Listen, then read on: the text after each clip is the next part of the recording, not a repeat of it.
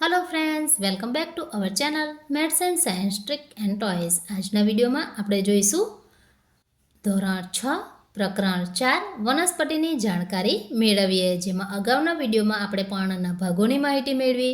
આજના વિડિયોમાં આપણે પર્ણના કાર્યોની માહિતી મેળવીશું। તો પર્ણનું સૌપ્રથમ કાર્ય છે એ ખોરાક બનાવે છે, બીજું કાર્ય છે શ્વસન કરે છે, कार्य नंबर 3 बाष्पोत्सर्जन करे छे, कार्य नंबर 4 खोराकनो संग्रह करे छे, कार्य नंबर 5 प्रकाश संश्लेषण द्वारा खोराक बनावे छे। एटले के जे खोराक बनावे छे एमां प्रकाश संश्लेषणनी क्रियानो समावेश थाय छे। तो प्रकाश संश्लेषणनी क्रिया कोने कहेवाय?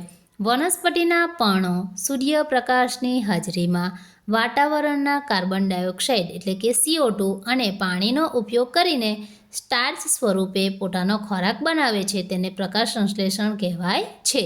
जेमां कार्बन डायोक्साइड वायु ले छे, ऑक्सिजन वायु उत्सर्जित करे छे। प्रकाश संश्लेषणना घटकोमां आवशे सूर्यप्रकाश, हरितद्रव्य, पाणी अने कार्बन डायोक्साइड। तो आ छे पर्णना कार्यो। हवे पछीना विडियोमां आपणे जोईशुं पर्णमां शिराविन्यास।